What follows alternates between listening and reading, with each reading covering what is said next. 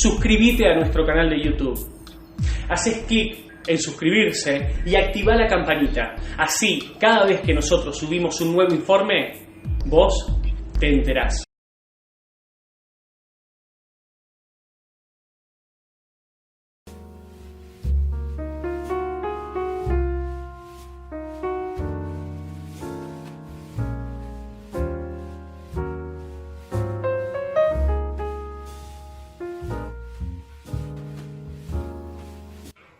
Señoras y señores, estamos con el señor Carlos Maslatón. ¿Necesita más presentación, Carlos? Muchas gracias, Presto, por esta visita. No, por favor. ¿Cómo creció este último tiempo en Twitter, La verdad que sí, yo soy hombre de Facebook, histórico de Facebook. Sí. Y en el inicio de la cuarentena del año pasado, no sé por qué empecé a postear más en Twitter, y vi que había llegada y bueno, hoy soy casi 90% Twitter, 10% Facebook. Vos sabés que una vez hablando con Emanuel Danan, me dijo algo que me hizo ruido y después, viendo tu cuenta en Twitter, dije, Danan tiene razón. Sos una de las pocas personas en Argentina que entendió Twitter. ¿Por qué? Porque no te enroscás y sabés cuándo tomarlo en serio y cuándo... Claro. Está bien. Bueno, yo soy histórico de las redes sociales, sabés que desde los inicios de Internet yo estoy en los primeros foros que se hacían, inclusive trabajé en empresas donde yo tenía un cargo tipo, hoy sería Community Manager, pero no como Community Manager, sino que era como una especie de escritor y de interactuador con el resto de los foristas. Además, yo uso un término todavía de los 90 que es forista o forero, como dicen en España, ¿no? Sí. Quiero que vayamos un poquito al pasado. ¿Podría decirse que tu incursión en la política se da en la universidad, concretamente en la UBA?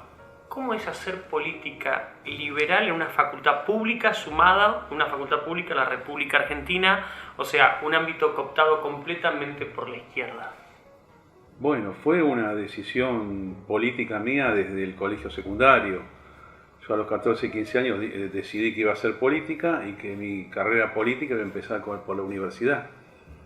Bueno, yo me vi interrumpido por el golpe militar, yo tenía 17 con el golpe del 76. Y así que recién pude hacer política a partir del 81, cuando se generó la apertura más o menos entre Malvinas y post-Malvinas. En ese momento es un momento fundacional de la política universitaria, o sea, las agrupaciones somos las que tenemos que reconstituir los centros de estudiantes y después armar lo que se llama la normalización de los claustros, un tema bien cordobés de los tiempos de la reforma, que es el cogobierno docente estudiantil graduados.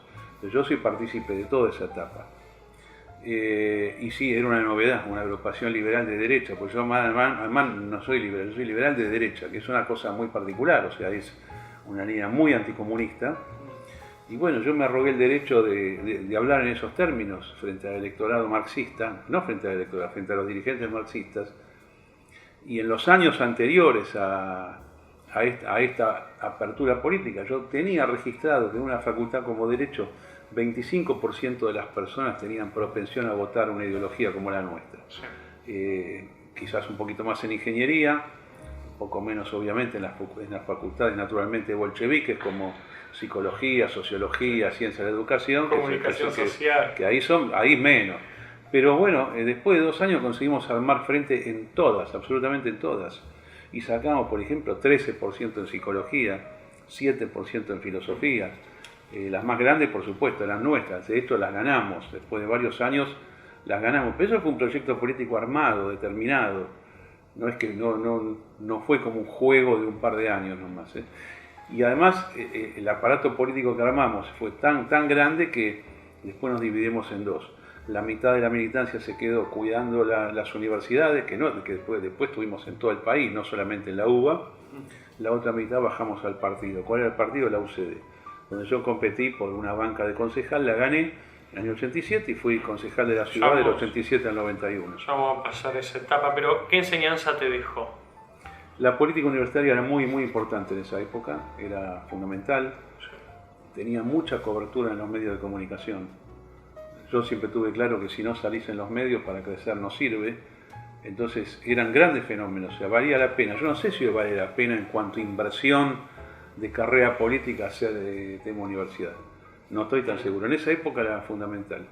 Y bueno, se aprenden un montón de cosas. Primero, aprendés cómo son las estructuras políticas, aprendés a armar equipo, aprendés a confrontarte con los demás, con las demás agrupaciones, del radicalismo hasta todas las variantes marxistas o fascistas que se pudiesen presentar, porque también había ultraderecha. En mi facultad en particular había ultraderecha. Aprendés a convivir con el peronismo. Y tal vez desde origen yo soy un liberal de derecha no antiperonista, digamos, ¿no? Es casi, te diría, es parte de un sentimiento, pero además es parte de una línea que después converge en los años 90, donde nosotros terminamos cerca del peronismo, ¿no? Tal cual.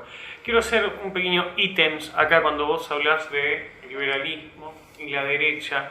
Hace un par de horas, luego del debate de Javier Milei, de los candidatos, Antonella Marti, que es una mujer muy preparada, muy formada, que ahora está en Estados Unidos, salió a decir, ojo con mezclar el liberalismo con la derecha o con líderes populistas como Trump o Bolsonaro, ustedes no son liberales, ¿no? Y muchos seguidores de Javier se ofendieron ante eso. ¿Qué opinás vos? Yo, la verdad que voy a hacer un análisis de por qué Antonella Martí dice eso. Yo creo que ella al irse a Estados Unidos está obligada por el sistema a cambiar la ideología. Yo me acuerdo que pensaba como nosotros, me reuní muchas veces con ella en Rosario, que es originaria de Rosario, acá en la capital. Pensaba igual que nosotros. Cuando se topa con el establishment universitario y de la media norteamericana, ella percibe, le dicen o le dan a entender que si tiene una línea como la que estamos hablando hoy acá nosotros, no figura. No conseguí las becas, no te invitan a los cócteles, no te invitan a la conferencia y no salís por la CNN. Esto pasó con varios sujetos así. Con lo cual yo les digo, bueno, hagan lo que quieran. Yo entiendo los negocios personales. No es mi línea. Yo me quedo solo hablando. Si vos querés silenciarme la CNN, yo me la banco. Pero yo voy a seguir hablando. Y si no me dejan hablar de ningún lado, lo mismo voy a seguir hablando y escribiendo. Entonces creo que es una opinión, una transformación. Ella y por ejemplo esta chica guatemalteca Gloria Álvarez hacen lo mismo. Y para mí es algo que no vale. Yo estoy en contra. Ahora tienen el derecho de hacerlo. Pero a mí no me representa. A mí me representa un Javier Milei que sin ninguna clase de especulación política ha dicho, sí, estamos con Trump y Bolsonaro. Y con Vox en España. Esa es la línea nuestra. Después vendrá uno a decir la inmigración lo decide cada país. Yo acá en Argentina promuevo inmigración libre, igual que Milei. Ahora, en España, que los invaden tipos que pueden ser peligrosos, es lógico que cada país fije las reglas de ingreso. Es decir, está bien inmigración, pero no es cualquier cosa. Está bien eso, Estados Unidos lo mismo, ¿no? Que al final termina siendo más pro inmigración que cualquier país del mundo, porque la gente que no va a Estados Unidos, todos son todos inmigrantes. Conocí Estados Unidos, todos. Antonella Martí no es inmigrante. ¿Qué está diciendo? ¿Cuál es la restricción? Si cualquiera va. Claro. Te piden que siga las reglas, es lógico, ¿no? Como cualquiera que te invita a su casa. O tiene que ser clandestino el ingreso de las personas, ¿no es así? Bueno, yo he tenido varios debates con liberales cuando digo, hay que empezar a enfocar el tema inmigrantes en la República Argentina, porque a nosotros acá tenemos un colador. Digo, eso no quita que uno le cierre las puertas a los países limítrofes, sino empecemos a fijar quién entra a nuestro... Yo quiero que entre todo el que quiera. Pero tiene que pasar por la aduana, ¿no? Bueno, ahora pasemos a otra. Abriste ese acto de campaña en River, que fue el más numeroso de la historia local para el liberalismo. Abriste también el de Milei. Mentalizando esas dos fotos, ¿qué clima se respira? A mí me resultó mucho más emocionante el de este año. ¿Sí?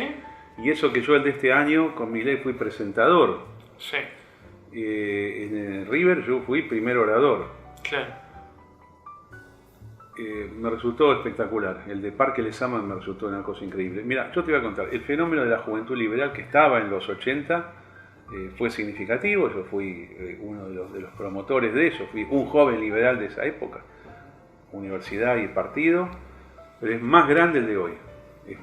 Es muchísimo más amplio. Y tenemos está la genialidad de un tipo también, ¿no? Más allá de los errores que pueda cometer, pero Javier Milei es genial. Así que bueno, me parece que fue un acto maestro. Los dos hicimos lo propio ese día.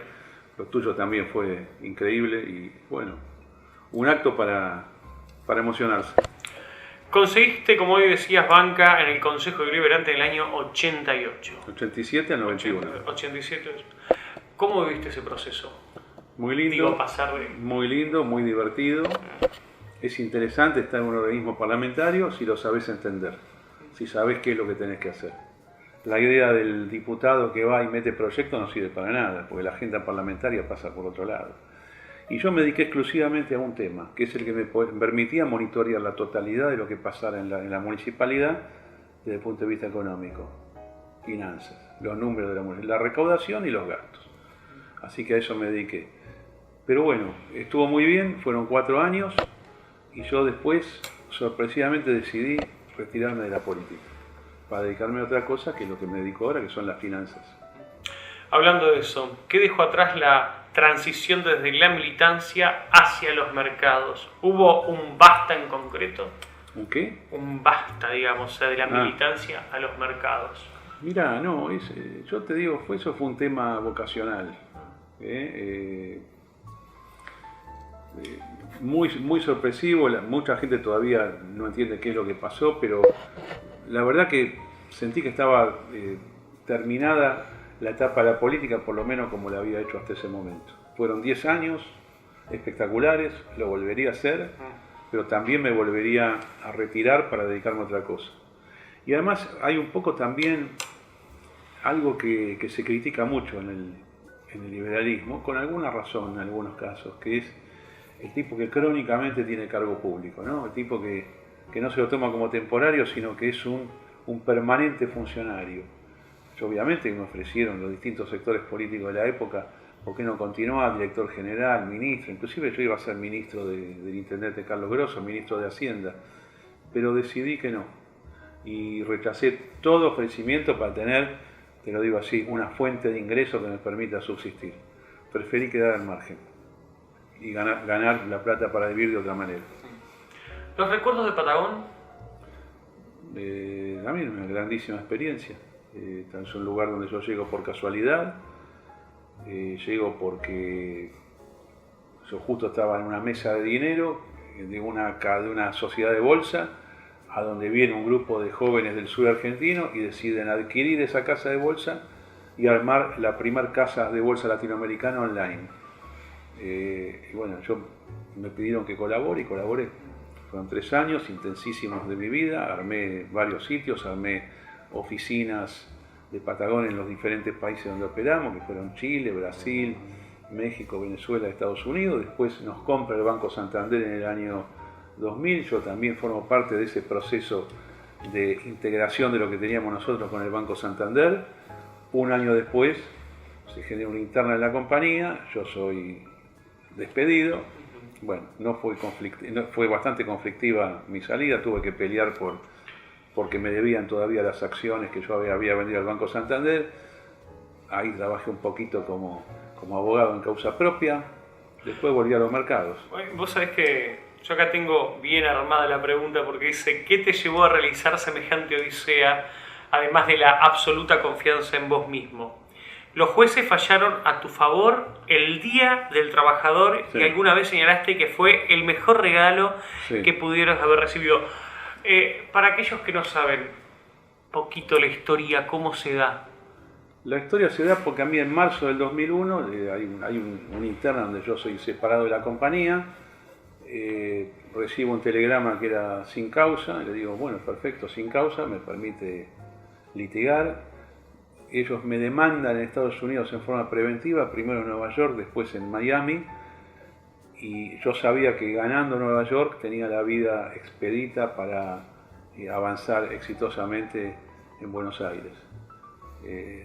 Tengo, como vos decís, el primer fallo a favor en los Estados Unidos, el 1 de mayo, nada más y nada menos que el 1 de mayo, Día Internacional del Trabajador, también un fallo favorable en Miami, y acá fue un paseo.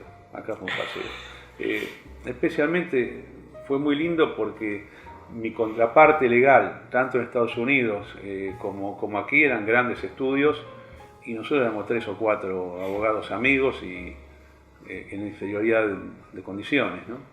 Pero sabíamos que teníamos el derecho del lado nuestro y que los fallos iban a ser favorables. Así que finalmente el adversario me llama para negociar y pactamos un cierre con una cifra económica importante, que es lo que me correspondía a mí, Claro. producto de la venta de mi tenencia accionaria en Patagón al Banco Santander. Ahora pasemos al tema Bitcoin. ¿A qué se debe el creciente furor del fenómeno Bitcoin en los últimos años? Porque ahora esto es todo el mundo habla de Bitcoin. Sí, porque el Bitcoin es el invento monetario más importante de la historia. ¿El más importante? El invento monetario más importante de la historia. Es la primera vez que existe una moneda sobre la cual se define cuánto va a haber de aquí al final de los tiempos, cuántas unidades van a haber y cómo se van a emitir esas unidades en el tiempo.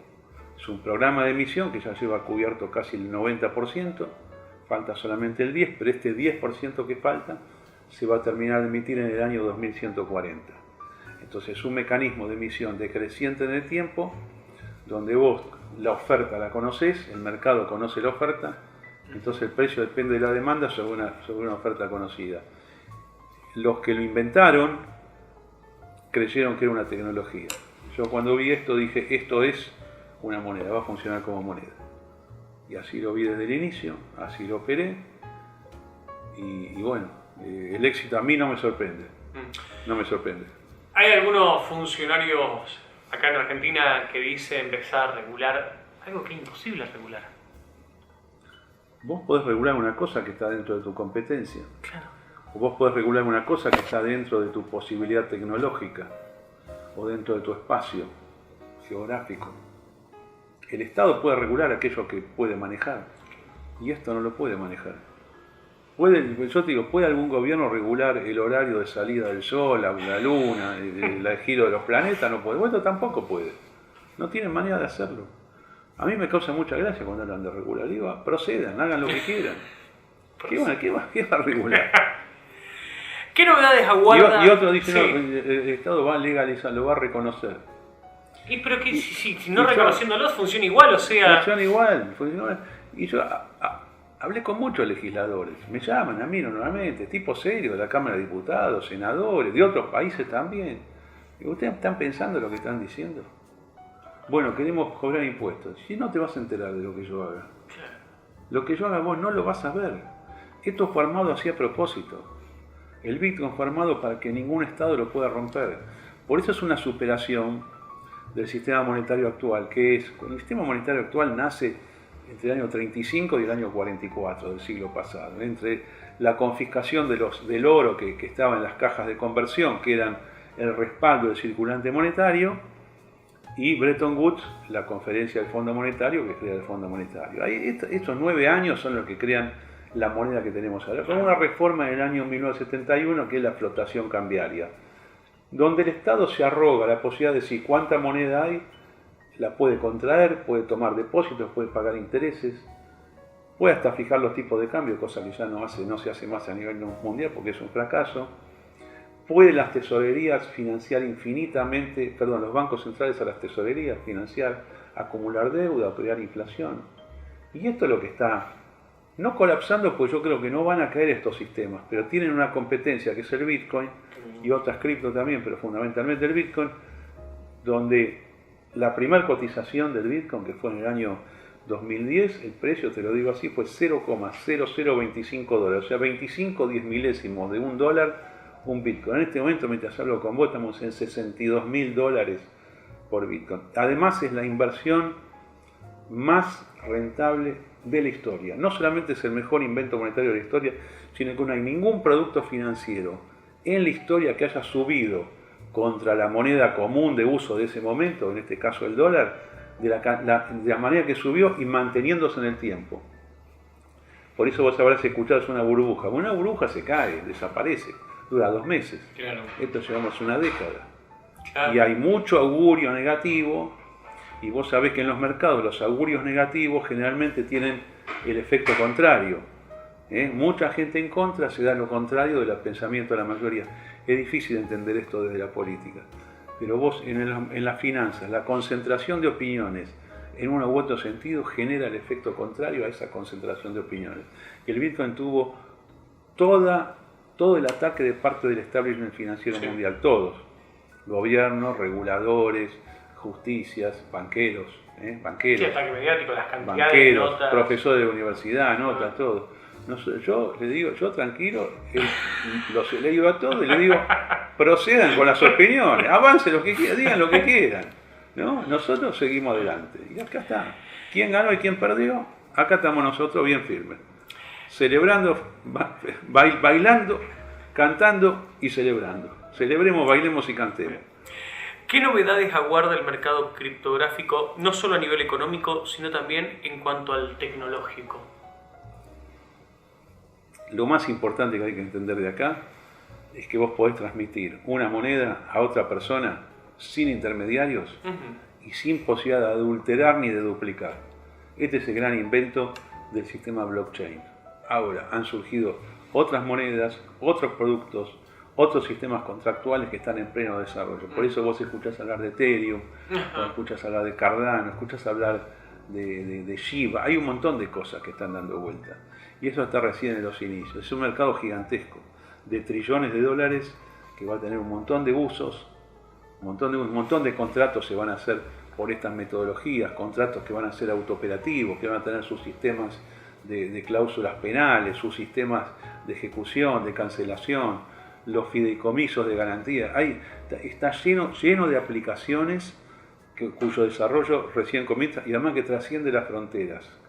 Y hay un montón de cosas, quizás, que esto le gusta obviamente a un libertario, que muchas veces el libertario dice, no, yo no quiero ni que la justicia sea del Estado.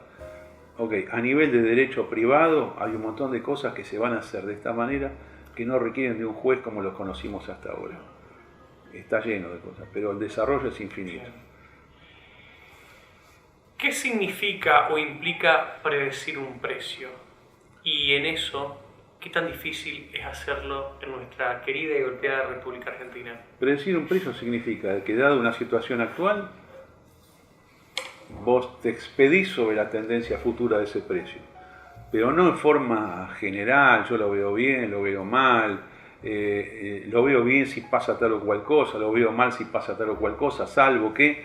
Bueno, todo ese lenguaje de condicionantes típicos de un economista, en la predicción de precios financieros no se da. Yo me dedico a la predicción de precios, pero yo no te voy a decir si pasa tal cosa, yo te voy a decir, este producto que vale $150, yo estoy viendo que va a escalar a $850 en los próximos 2 años. Y la secuencia de movimiento va a ser así, así, así, así y así. O así, así, así. Eso es lo que yo te voy a decir. ¿Cómo lo hago? Leyendo un gráfico de precios a lo largo del tiempo. Porque ese gráfico contiene conducta humana pasada y la conducta humana siempre es repetitiva. Y una conducta humana del pasado, aunque no haya sido tuya, sino de un tercero, condiciona el comportamiento de ese tercero y por lo tanto influye tu propio comportamiento. El análisis del comportamiento humano manifestado sobre los precios de las cosas genera una historia que es analizable, es clasificable, es aislable y es predecible. Ahora, ¿esto es ciencia? No es ciencia, esto es arte. La predicción es un arte, con lo cual yo puedo acertar o no acertar. Puedo acertar mucho, puedo acertar poco. Y la República Argentina es predecible también. Cualquier cosa es predecible, cualquier cosa que tenga historia de precios es predecible. Yo por eso ya en el 2017 dije que el mínimo de Argentina era octubre del 2021 y yo creo que estamos en el peor momento del país y que los próximos años son mucho más positivos de los que vimos. Y yo sé que vos estás pensando, pero como no depende de la política, no depende de la política económica, sí, pero la política económica esa muchas veces se adapta o es una consecuencia del ciclo que estamos viviendo. Yo no sabía en el 2017, yo lo conocía a Javier Milei, lo conozco desde el año 2014. Sí. Pero yo no sabía que él iba a hacer política, nadie sabía que iba a hacer política. De hecho, su decisión de hacer política lleva apenas un año. Sí. y su irrupción en la política, vos fíjate cómo está cambiando la ideología general. Obviamente. De hecho, hoy, el otro día en el grandes debate, partidos se pusieron detrás del discurso de Javier. A ver, falsamente, no importa, ¿qué cosa le podemos copiar? Pero vos sabés, Presto, que cuando vos, aún falsamente, levantás una idea, después estás condicionado en algo mínimo a seguir esa idea. ¿No? Bueno, lo están haciendo ahora con el tema, lo vi a Tetaz con María Eugenia Vidal diciendo que no iban a aumentar, no iban a crear impuestos nuevos y iban a trabajar. No, eso es una copia textual de lo que hizo Javier. Sí. No, mira, por ejemplo, el otro día yo lo observé a Santoro en el debate de los candidatos, sí. Leandro Santoro, y lo que le dijo a María Eugenia Vidal sobre la deuda, yo creo que es texto mío, pero puro, ¿eh? O sea, de todas las cosas que yo escribí contra el PRO de la deuda, yo creo que las agarró y se la dijo en la cara. Lamento que no lo haya dicho Milei, porque ese punto era para él justamente. Pero no importa, es como que yo te digo que en la lectura de los gráficos, en la predicción, estaba la aparición de Javier Milei. No quiero ser místico, ni mágico, ni nada, pero qué casualidad que ahora la opinión pública empieza a cambiar. ¿Qué es lo que me decía todo el mundo? ¿Y cómo va a cambiar si todos son un desastre? Piensan para el carajo. Bueno, no importa, esperemos. Vas a ver cómo los cambios vienen. Recién me hablabas del futuro de la Argentina, el tema de las predicciones del arte. Ahora, a nivel económico, ¿qué futuro le espera a la Argentina? Digo, ¿podemos estar peor? No, yo creo que este es digamos, lo que hemos vivido en el último año es lo peor, porque esta caída que hemos sufrido desde el 2017 en realidad se inscribe dentro de una caída mayor que para mí lleva 5 décadas y media, y 5 décadas y media es tiempo suficiente como para decir final del ciclo. Por eso yo siempre dije que no vamos a hacer Venezuela, porque estábamos en el final de la caída. Además es un elemento que tiene que ver con la no violencia argentina, que es sensiblemente diferente a la de Venezuela, que no daba para un experimento chavista. ¿Puedo decir que la sociedad no lo hubiese bancado? No.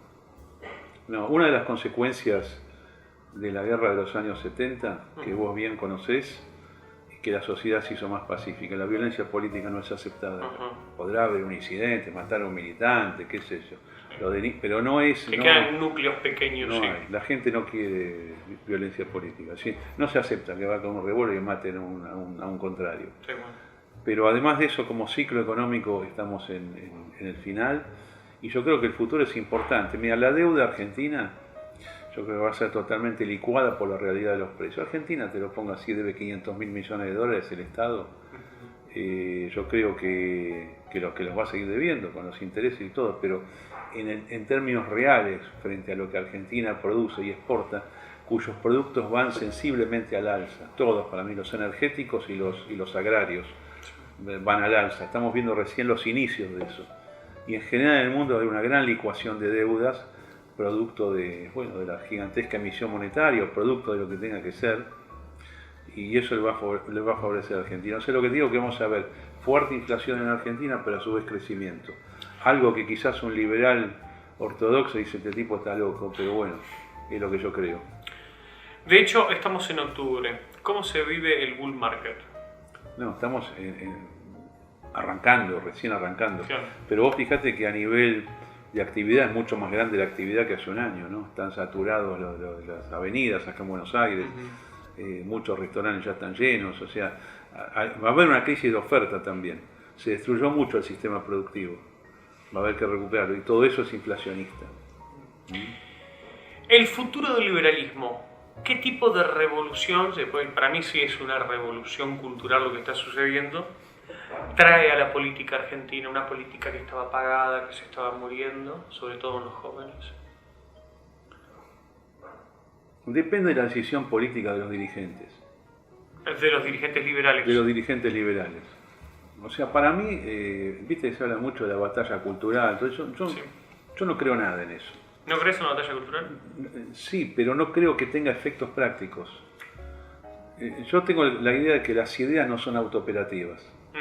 Vos podés tener muchas ideas en un país, pero si no hay alguien que diga, yo aquí y ahora las levanto, claro, y las pongo en juego político, es lo mismo que nada. O sea, la academia no cambia.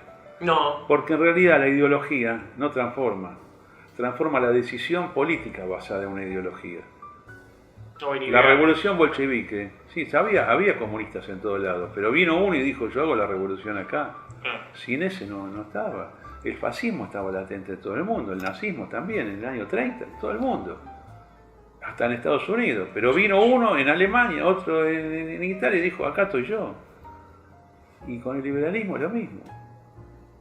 No es todo un tema de procesos automáticos históricos que van haciendo que las ideologías suban y bajan. Hay que jugarla. Bueno, a mí me parece auspicioso que Milei hace un año haya dicho yo juego. Como tipo jugó, yo lo analicé primero, después le creí y lo apoyo. Si él, depende mucho de él ahora, si él decide armar un partido político, en serio, ¿no? Sí. Incorporando muchos dirigentes, porque vos para cubrir el país no alcanza una persona que vaya caminando. Necesitas, como él, unos 7, 8 y necesitas 500 dirigentes. Y necesitas 14.000 militantes, más o menos son números reales, como sean. Vos querés llegar al poder, tenés que armar eso. Tenés que armar 7, 8 tipos potables de la primera línea, que puedan ir a un debate así como el otro día. Claro. Necesitas 500 dirigentes para un montón de funciones, necesitas especialistas en todo. Y eso sí, eso para mí sería un proyecto presidencial válido. Yo espero que se arme, y yo creo que es ganable. ¿Qué simboliza para vos la aparición de Javier, como bien decías, dentro de la política hace un año? Es un hecho auspicioso, lo celebro, y espero que siga, ¿no? Y espero que siga con independencia también. No me gustaría que quede fusionado como una cosa tipo el PRO. Para mí el PRO es un partido político con sus alianzas, con el radicalismo, sí, que es socialismo, la coalición cívica, el mismo Partido Socialista que no tiene una vuelta respecto a lo que ellos han dicho. El fracaso de ellos del 2015 al 2019 fue por aplicar socialismo, no por aplicar liberalismo, ¿no? Entonces yo creo que a mí me parece que Javier Milei, el Partido Libertario, todos los que entren acá se tienen que mantener independientes. Es más, yo la verdad que por primera vez estoy viendo que el kirchnerismo va a desaparecer como tal y que le puede dar un golpe casi mortal al peronismo. O sea, que el peronismo puede llegar a no jugar como nos imaginamos ahora el 2023 en la primera línea. Y yo ¿casi como una tercera fuerza a nivel nacional? Bueno, esto hoy en día es Javier Milei. Esa tercera fuerza puede ser segunda y puede ser primera. Sí. Es un tema nada más que de decisión política y de organización. Si nos ponemos entre todos, sí, armar el 2023 se puede ganar. Hablando un poquito de la política y del sector privado, yo lo veo a Larreta dando discursos para empresarios, a Alberto en el Colegio IDEA, etc. Ahora, vos que tenés contacto con el sector privado argentino, ¿cómo ve el empresario argentino a los políticos? Mal. Lo ve mal, lo ve simplemente. El que es lobista lo ve como una posibilidad para negociar frente a ignorantes. Pero los toman como ignorantes, ¿no? Ignorantes. Absolutamente. Burros, dicen cualquier cosa. Toman decisiones sobre cosas que desconocen. La magnitud de la cuarentena, que ustedes ganen menos ahora. Es una frase muy común, pero nunca manejaron un kiosquito, nunca pagaron sueldos. Claro. El flujo empresarial es una cosa muy delicada. Vos vas con lo justo, no es que tenés plata suelta, claro, ahí para pagar cualquier cosa. Vos cerrás algo 15 días, lo fundís. En un mes quebró. Bueno, hay un montón de cosas. Se ve acá en la Ciudad Autónoma de Buenos Aires, es un cementerio de comercio. Es una cosa fundida, pero esto es lo que como en política, vos estás administrando cosas que son estatales, que no son de nadie, que sentís que no sé, vos creés que no hay límites. Y si total el déficit se paga con emisión monetaria, o andás a pedir deuda, andás a pedir crédito, o crear un nuevo impuesto. Es delirante esta manera de manejar la cosa pública. Entonces un empresario razonable, igual está lleno de chorros también, pero a un empresario razonable, con estos tipos no se puede hacer nada. El efecto de eso es que desinvertís y te vas. ¿Conocés de esos empresarios que se dijeron basta, Carlos, me voy a la mierda? Está lleno de esto, claro. Tipos que han cambiado el domicilio fiscal para que no los alcance el impuesto extraordinario a la riqueza, lo cual está bien, está justificado. Pero obvio. Los impuestos patrimoniales tienen que volar en Argentina. Los patrimoniales y los transaccionales no tienen que existir más. Esta es la primera reforma que hay que hacer. Antes de tocar el gasto público, lo primero que tenés que hacer es eso. Claro. Porque vos con eso ponés el país en movimiento. Después bajar un poquito, no se puede bajar todo, pero eso sí hay que sacarlo. Si yo te pregunto, Carlos, ¿cuál fue la peor medida económica que tomó Alberto en estos casi 2 años de gobierno? La peor, que diga, esto fue nefasto. Bueno, una es el cierre general de la economía con una mala interpretación de lo que es la pandemia, ¿no? Pero básicamente lo que hizo él, en lugar de ponerse frente a la opinión pública y al mundo y decir, esta deuda que me dejó Macri es impagable y vamos a una negociación total, él continuó la política de Macri. Y siguió pidiendo. Y siguió pidiendo. Y en el Banco Central es como si todavía estuvieran los banqueros centrales de Macri. Es exactamente igual o peor. Entonces, o peor. Y sí, porque cada vez es más grande la deuda cuasi fiscal del Banco Central. Es un disparate.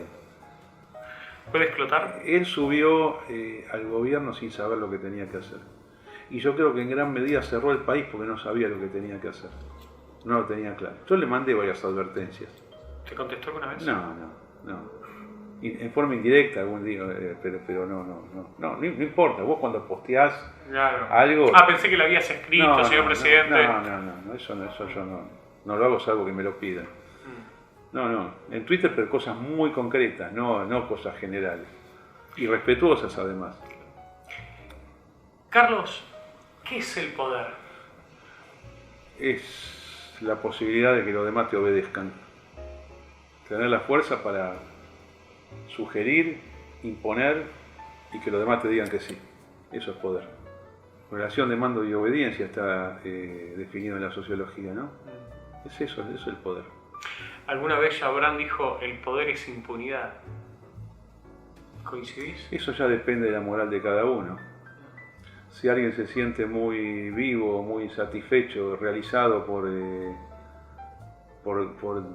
ejercer poder dañando a la gente o robando, ¿qué querés que te diga? A mí me da vergüenza eso. No me causa felicidad. La felicidad con el poder bien ejercido, que los demás digan, qué bien que estás haciendo las cosas. Tuve un buen jefe, por ejemplo. Sí, estás trabajando bien. Yo por mi forma de ser, y yo me gusta circular por la vía pública, ¿no? Ir a comer a lugares, qué sé yo, saludar a la gente. Ahí vos tenés una medición. Imagínate que no te puedan mostrar. Qué mierda, ¿eh? ¿Para qué vivís? Eso es lo que yo... Bueno, pero hay gente que por ahí le sirve hacer eso. Cristina, a mí no me sirve. No puedes salir a ningún lado. ¿Para qué sirve la plata, Carlos? Y se puede usar de dos maneras la plata, ¿no? Hay una manera que es como medio para conseguir cosas. Y otra es un fin en sí mismo. Casi deportivo. El placer de ganar la plata, es importante eso. Te sentís victorioso ganando plata. Te sentís útil también, porque estás sirviendo al consumidor. Es lindo eso. Ahora capaz que no la podés gastar, porque es mucha, pero la tenés en el sistema productivo, con lo cual también cumplís una función social. Ganar plata en este sentido es diferente de un sueldo, ¿no? Es la sensación diferente. Es un tipo que el mes arranca ganando 0 y tiene gastos. Le dice, yo me la voy a ganar. Está bueno. ¿Qué es amor al país y cómo se representa? ¿Y qué diferencias, si es que ves entre patriotismo y nacionalismo? No, yo no uso el término nacionalista de forma despectiva. Yo lo uso como lo usaba la generación del 80, los próceres de Mayo. Yo soy nacionalista en ese sentido. Lo que pasa es que el nacionalismo que yo profeso, que es ese nacionalismo liberal del siglo XIX, que yo no estuve en el siglo XIX, pero lo pude captar, lo levanto hasta el día de hoy, y no implica estar en contra de los demás países, todo lo contrario, pero es la identificación con el pasado, es la identificación con las batallas, muy importante el ejército, todas las guerras argentinas, de las invasiones inglesas hasta la actualidad, reivindicarlas, recordar a los soldados, ir a los homenajes, festejar las fechas patrias, tener conciencia histórica. Y además, en base a esa conciencia histórica, vos te plantás mejor en la actualidad. Sin la historia, yo no consigo yo estar hoy acá sin pensar en la historia argentina de 220 años, digamos, ¿no? Entonces vos tenés referentes en la historia, tenés otros que no son referentes, que por ahí los terminás respetando igual porque, bueno, fueron parte de una cosa que ya no está. Rosas y Perón, qué sé yo, Irigoyen mismo, no es exactamente lo que yo pienso. Pero vos pensás que con la vuelta de obligado, que yo voy a estar del lado de la flota enemiga, no voy a estar de la flota enemiga, ¿entendés? Entonces, y además ya pasó Rosas. Y cuando escucha a esos jóvenes liberales que dicen nos tendrían que haber ganado los ingleses. La verdad que es una vergüenza. Es una cosa increíble que alguien diga. Porque hay algunos jovencitos que lo dicen. Es algo increíble que un tipo diga, yo quiero ser dominado por una potencia extranjera. Yo no quiero ser dominado por ninguna potencia extranjera, porque además ese tema de los ingleses, no es que vos vas a ser parte de Inglaterra, bueno, colonia. Colonia, es un sistema distinto de lo que es independiente. No vas a ser una provincia de ultramar de una gran potencia mundial, vas a ser un esclavo. Es una forma de esclavitud. Y además no me gusta. Yo reivindico la defensa argentina en las dos invasiones inglesas. Cuando me imagino cómo fue, acá abajo, mira, yo vivo acá en Plaza San Martín. Sí. Se peleó acá abajo, además tengo un cuadro ahí que yo mandé a hacer a un pintor argentino, se llama Miguel Darío, se llama Telón sobre Plaza San Martín, donde le dije, poneme todo lo que pasó acá en la Plaza San Martín en 200 años. Uno son las invasiones inglesas, ¿te das cuenta? O sea, otro es, bueno, el monumento a San Martín, el edificio Cámara, el pabellón argentino de París. Yo me identifico con la historia argentina, la siento profundamente, la tengo metida en el cerebro. Todo lo que pasó. Los últimos 50 años viví el día a día. Y ellos están identificados con el país. No. Yo no quiero que Argentina sea una colonia de nadie. Hicimos bien en ganarle a los ingleses en las invasiones. Hicimos bien en pelear contra los ingleses en Malvinas, más allá de los objetivos de la Junta Militar. Estuve 2 veces en Malvinas, no en la guerra, lamentablemente. Pero bueno, para mí no es neutral eso. No es neutral. Los soldados que peleaban por la patria no son neutrales. Los soldados que pelearon en Tucumán contra el terrorismo del ERP, contra la guerrilla del ERP, no me da lo mismo a mí eso. O en Formosa. En Formosa. Después está la guerra antisubversiva, bueno, son dos cosas diferentes. todo eso. Claro, no, son dos cosas diferentes. Robo de bebés. Todo eso yo lo combato. La legitimidad de la lucha contra la subversión, que la ordenó el gobierno democrático. El gobierno democrático. Subversión que hizo caer la democracia, justamente, que se levantó contra la democracia. Pero todo eso para mí es muy importante. Bueno, declaraciones del mismo Perón que cuando se le pusieron difíciles los muchachos de izquierda, dijo, tenemos que imitar el modelo de Pinochet en Chile. Juan Domingo Perón, digo. Bueno, se entrevistó con Pinochet acá, que se armó todo un quilombo ahí en el Consejo Deliberante, que le dijeron, ¿qué hace, general? Bueno, lo llamó a todo y le dijo, las relaciones exteriores las manejo yo. Ustedes están para alumbrado, para arriba y limpieza. Eso le dijo Perón a los distintos bloques del Consejo Deliberante en 1973. No, yo creo que, mirá, para mí no existe liberalismo sin el nacionalismo entendido de esta manera. No hay, porque además vos trabajás sobre un país determinado. Tal cual. No es en el aire la cosa. Yo le digo al libertario, me parece bárbaro la ideología que usted trae, pero esto cámbianlo. Esto tiene que cambiar. En los actos nuestros tienen que estar los símbolos patrios y cantar el himno. Bueno, el acto de Javier se vio muchísimo. Por eso, afortunadamente sí, además hubo himno. Sí. Esto hay un montón de cosas más. Si yo formara parte de un gobierno nuestro, 9 de julio, 25 de mayo, el 2 de abril, si querés el 10 de junio, todo eso no es el fin de semana largo. Claro. No, esto es... Mira, si no querés, no venga. Yo no soy partidario de castigar al que no siente esto. O llevar a todos los chicos de la escuela. No, voluntario. Claro. Pero yo estoy seguro que si vos lo hacés voluntario, la mayoría viene. A diferencia de lo que cree un tipo que no siente nada, yo creo que la mayoría piensa como estamos hablando nosotros ahora. En el interior mucho más profundamente que aquí. Yo lo único que veo en el interior es una identificación, un amor a la patria tremendo. No veo esto, me importa un carajo, váyanse a la... No lo veo. Entonces nosotros lo vamos a seguir reivindicando esto. ¿Estamos? Bueno, pasemos a algunas frases suyas, Carlos, ya para ir finalizando. Voy a leer algunas de sus declaraciones y usted desarrollará. Proceda. Cristina Fernández de Kirchner, brillante política pero equivocada. Es buena política, fue muy buena política. Cuando vos decís que un tipo es buen político, no quiere decir que está haciendo el bien, quiere decir que técnicamente sabe cómo mantenerse en el poder y cómo llegar.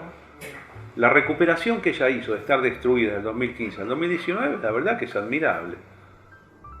Hay que entender esta frase. ¿Cuál?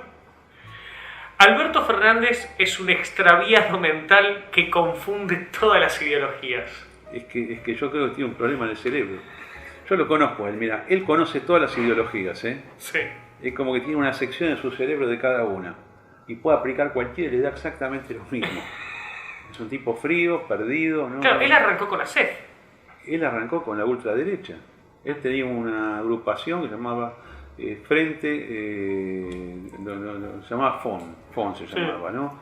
Que tenía la Argentina, Frente de Orientación Nacional. Y después entró al peronismo. Pero a él le da lo mismo cualquier cosa. Lamentablemente acá, cuando sube, aplica maoísmo. Que él conoce también perfectamente. Macri es incapaz para el cargo que terminó fracasando.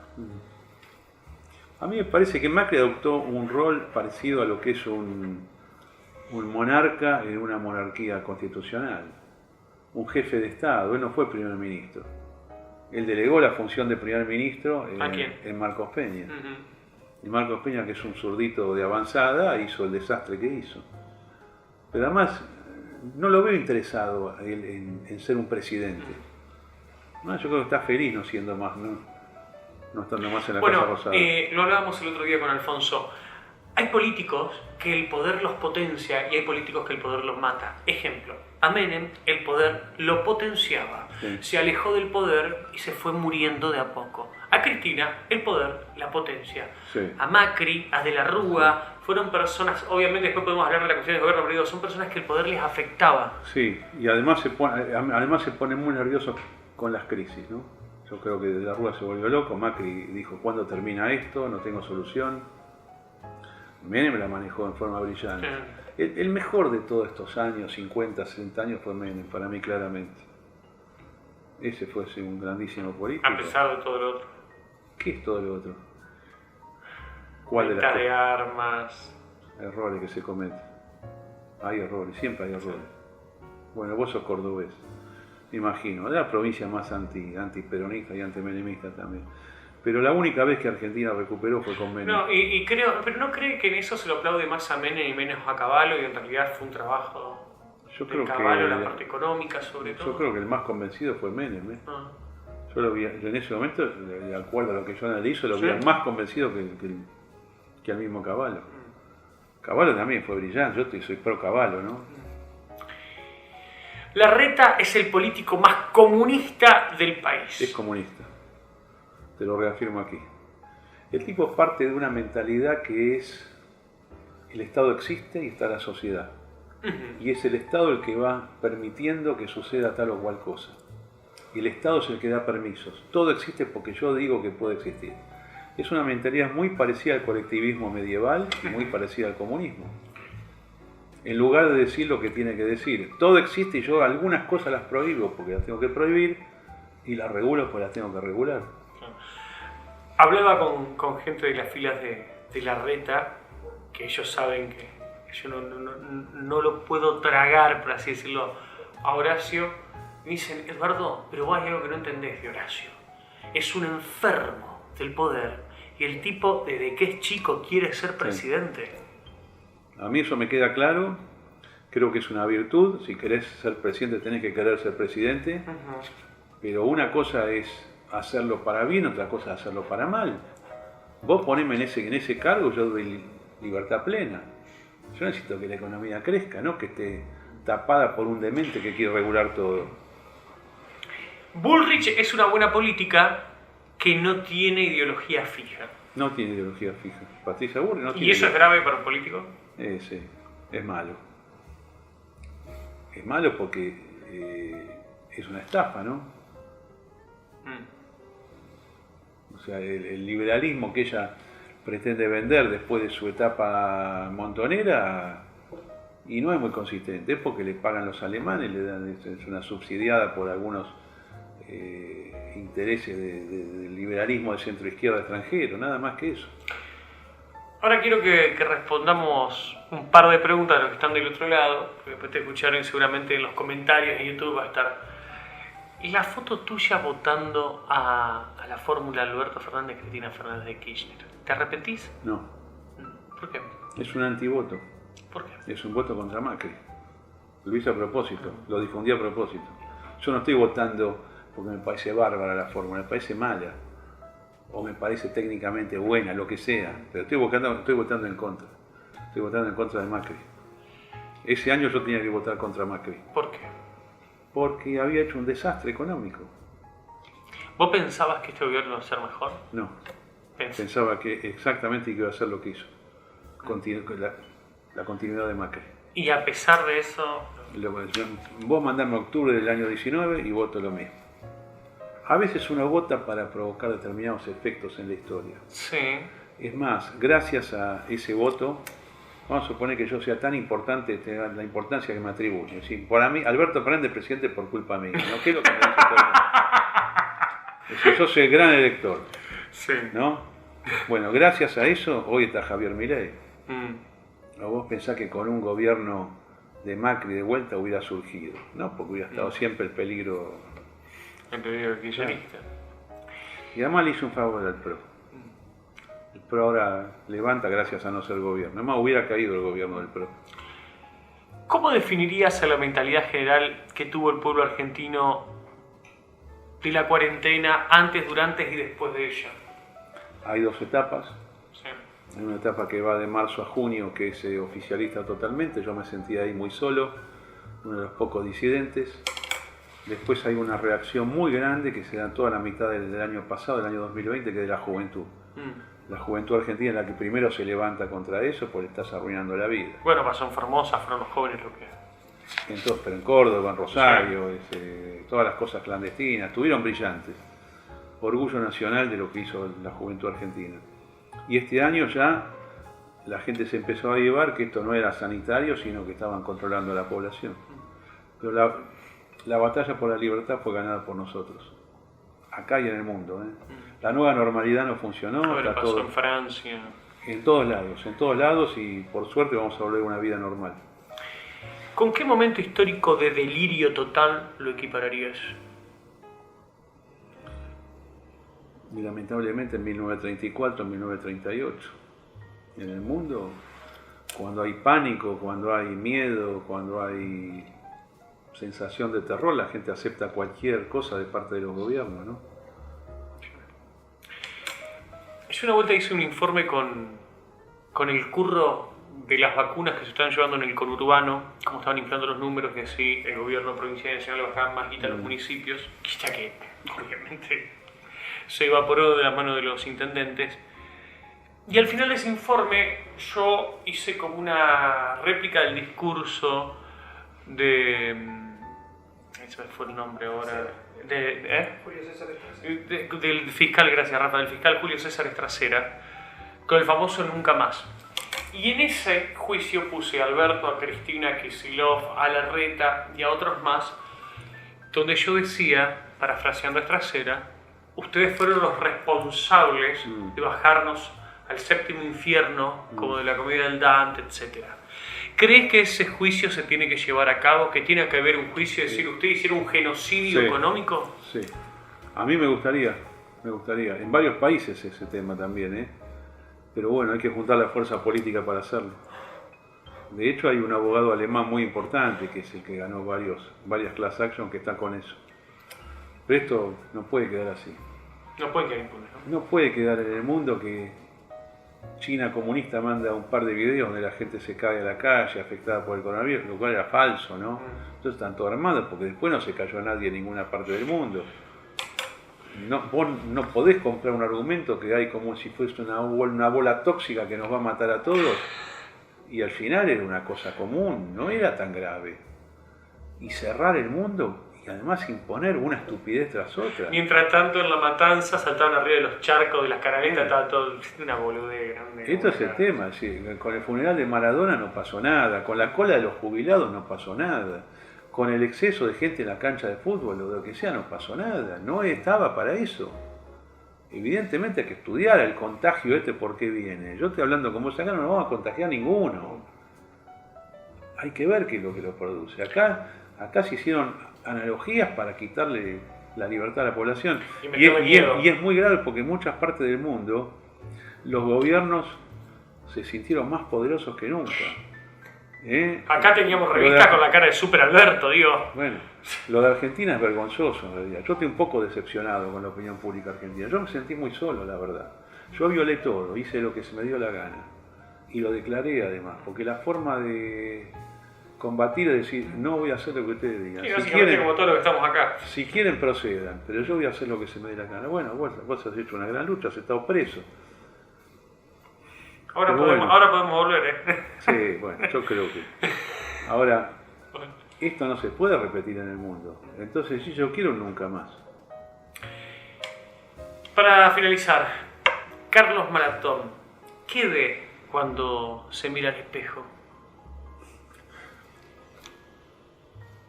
No sé, digamos, una persona muy decidida, muy convencida de lo que hace. Y me veo feliz, digamos.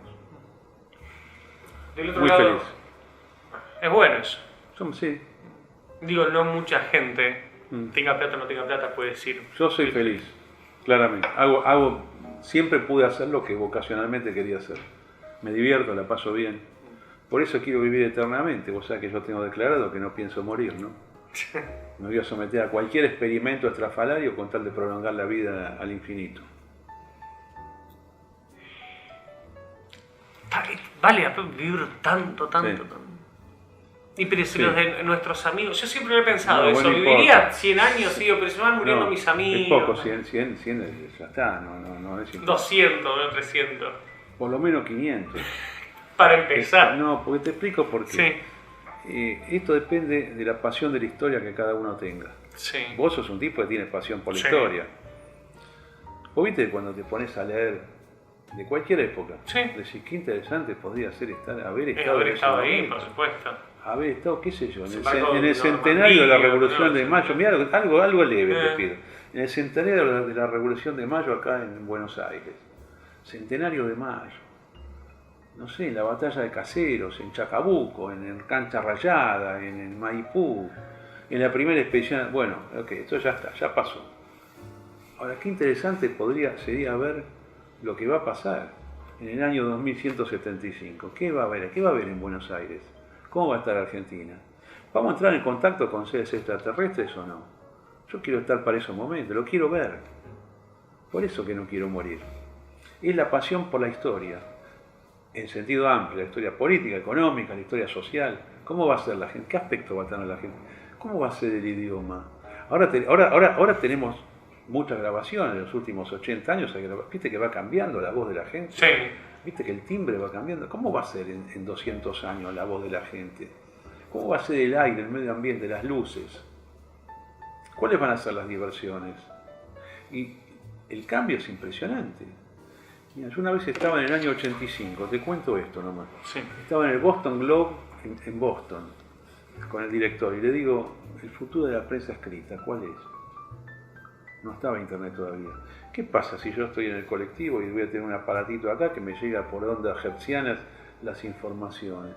Y me dice, eso no se va a poder hacer. Técnicamente, digo, pero yo me dedico a la radiodifusión, pueden llegar las ondas por ultra high frequency en un aparato que me las pase. Dice, bueno, aun cuando eso suceda, no vas a tener un diario armado como tenés acá el diario escrito. 9 años después de eso ya teníamos el lenguaje HTML y 15 años después tuvimos en el móvil. Yo no sé, hay mucha gente brillante en el mundo. Yo no soy un inventor, yo sigo lo que hacen los demás. Pero quiero ver cuáles son los inventos. Y no me animo a decir cuáles son. Los quiero ver. Por eso vale la pena vivir. Ahora, algunos en esta vida prolongada nos van a acompañar y otros se van a morir, lamentablemente. Capaz que yo no tengo la suerte, pero por lo menos lo voy a intentar. Pero es eso, nada más que eso. Es la pasión por el futuro. Del otro lado, Carlos, hay muchos jóvenes. Un mensaje para ellos. Argentina vale la pena que se tenga que ir, que se vaya, pero vale la pena vivir el país. Tenemos un gran futuro y yo espero que el futuro sea ideológicamente liberal, que es lo que va a permitir que Argentina tenga niveles de crecimiento que todavía no hemos visto ni nos podemos imaginar, pero el país tiene un gran futuro. Y por otro lado, mire, yo siempre le digo, Argentina tiene una gran ventaja, es el país más divertido del mundo. Estoy convencido que es así. A pesar de ciertas cosas malas que suceden, la diversión que hay acá es única. Diversión en sentido amplio, no digo salir a bailar y eso. Estoy hablando de el día a día de lo que pasa, es espectacular. Así que mucha suerte a todos. Carlos, muchísimas gracias. Bajo con ustedes que me tengo que ir al hotel. Esta fue la entrevista con Carlos Maratón. Ahora bajamos todos.